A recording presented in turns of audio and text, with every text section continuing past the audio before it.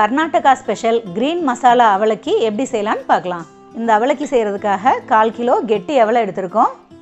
இதை 2-3 தடவை நல்லா வாஷ் பண்ணி தண்ணி இல்லாமல் வடித்து 10 நிமிஷம் தனியாக வச்சுக்கலாம். மிக்ஸி ஜாரில் சின்ன பீஸ் இஞ்சி, 6 பல் பூண்டு, 6 பச்சை மிளகாய், 2 டேபிள் ஸ்பூன் துருவின தேங்காய், 1 கை மல்லி இலை இதெல்லாம் சேர்த்து தண்ணி சேர்க்காமல் கொரகொரப்பாக அரைச்சி வச்சுக்கலாம். கடாயில் எண்ணெய் ஊற்றி கொஞ்சமாக நிலக்கடலை சேர்த்து வறுப்பட்டதும் கடுகு கடலைப்பருப்பு சேர்த்து செவந்ததும் காஞ்ச மிளகாய், கருவேப்பிலை, 1 பெரிய வெங்காயம் சேர்த்து வதக்கிக்கலாம். வெங்காயம் நல்லா வதங்கினதும் டேஸ்ட்டுக்காக இதில் கொஞ்சம் முந்திரி பருப்பை சேர்த்துக்கலாம்.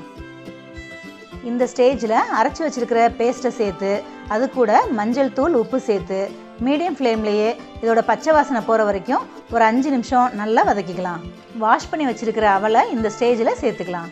அவல் இந்த மசாலாவோட நல்லா சேர்ந்து வர வரைக்கும் இதை 5 நிமிஷம் கிண்டி இறக்குனா சுவையான கிரீன் மசாலா அவலக்கி